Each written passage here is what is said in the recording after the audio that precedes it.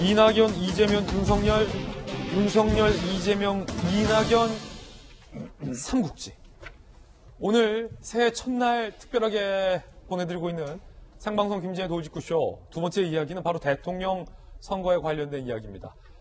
특별한 여론조사 결과도 저희가 준비했는데요. 제가 직접 자리를 옮겨서 이 여론조사, 대선 여론조사 결과 소개를 해드리겠습니다.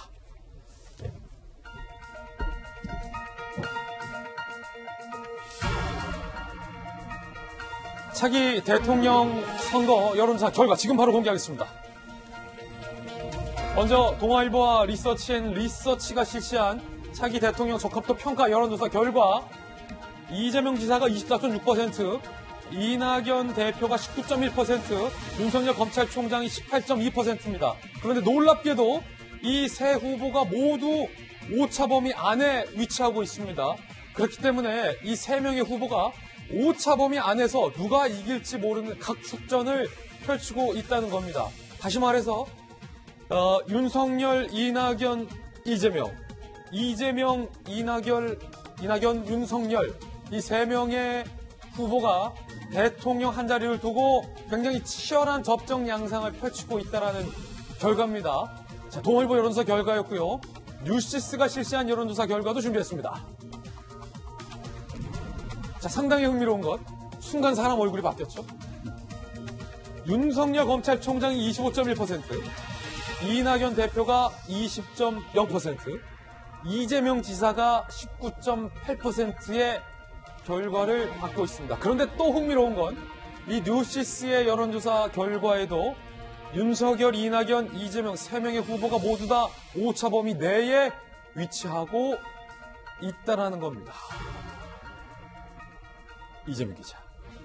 오차 범위 내에서 사진 순서만 좀 바뀌고 세 분이 다 오차 범위 안에 들어왔는데 이 여론조사만 보면 야, 이거 3명 중에 1명은 대통령이 될 확률이 높겠다라는 생각이 드는데 셋 중에 누가 될지는 모르겠다라는 생각이 들어요. 어떻게 보십니까?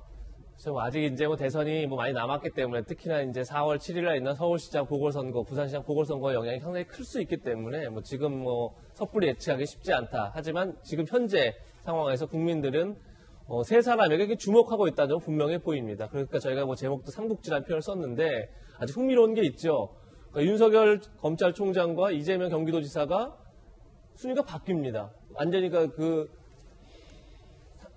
저희가 등수를 말하기는 그렇지만 어쨌든 세 번째에서 첫 번째 올라가고 또 한 명은 첫 번째, 세 번째 내려가고 그러니까 이낙연 대표가 중간에서 20% 안팎의 어떻게 보면 안정적 지지를 받는 반면에 약간 플렉시블 하다고 할까요? 윤석열 총장과 이재명 경기도지사가 상당히 널뛰기를 한다 이렇게 볼 수 있는 부분이 있는 거죠.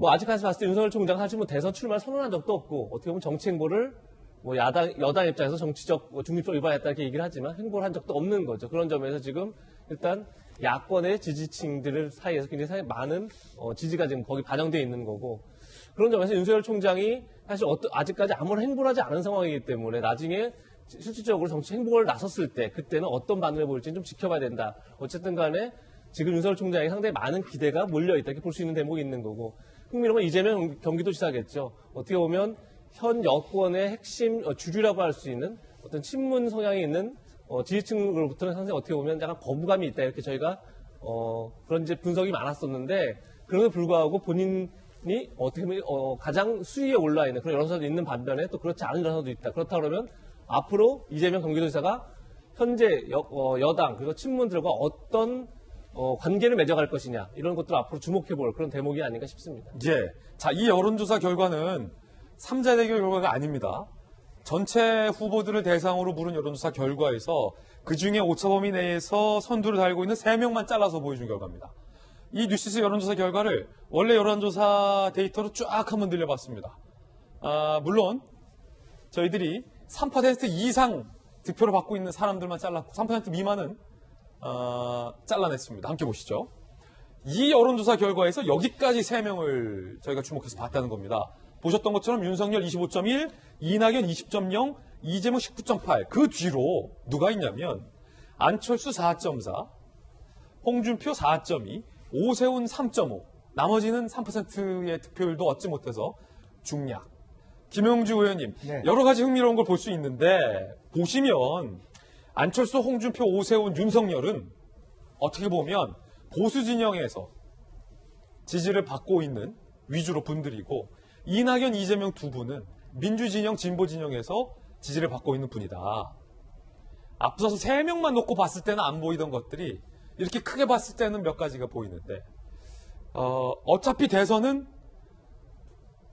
뭐 당을 달리하지 않는다면 한 사람으로 각 진영에서 추려질 가능성이 매우 클 텐데 자, 이런 분들까지 다 합쳐졌을 때의 결과가 어떻게 될지 이낙연, 이재명 두 사람이 민주당의 경선에서 한 사람을 추려질 때 그 결과는 또 어떻게 될지 변수들이 많아요. 궁금합니다. 어떻게 보십니까? 네. 우선은 저 후보들을 보니까 이름 앞에 동그라미가 있어야지 대통령 후보가 될 수 있다. 아, 그렇군요.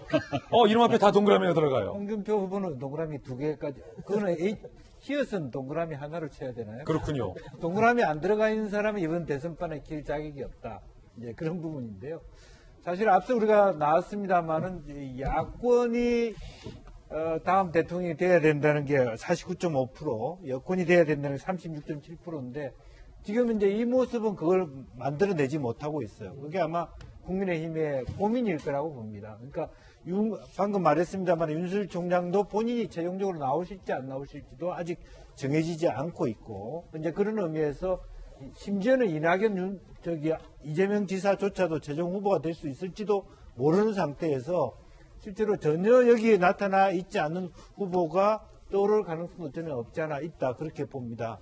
그런데 앞으로 그 트렌드는 실제적으로 아마 정부의 레임덕 여러 가지 어떤 이 문재인 정부가 나머지를 어떻게 하느냐에 따라서의 영향을 또 받을 것이고요. 또 당내에서 어떤 논의를 할 것이냐에 따라서 영향이 받아질 수 있고 제일 중요한 건 아마 이번 대선의 변수는 윤석열 총장이 대선에 뛰어들 거냐 안 뛰어들 거냐에 따라서 그림이 상태가 상당히 달라질 수 있다. 그리고 호남이 어떤 결정을 할 거냐도 앞으로 아마 중요한 정세균 총리와 관련해서는 남아있는 하나의 장면이 있다. 저는 그렇게 보여집니다. 예.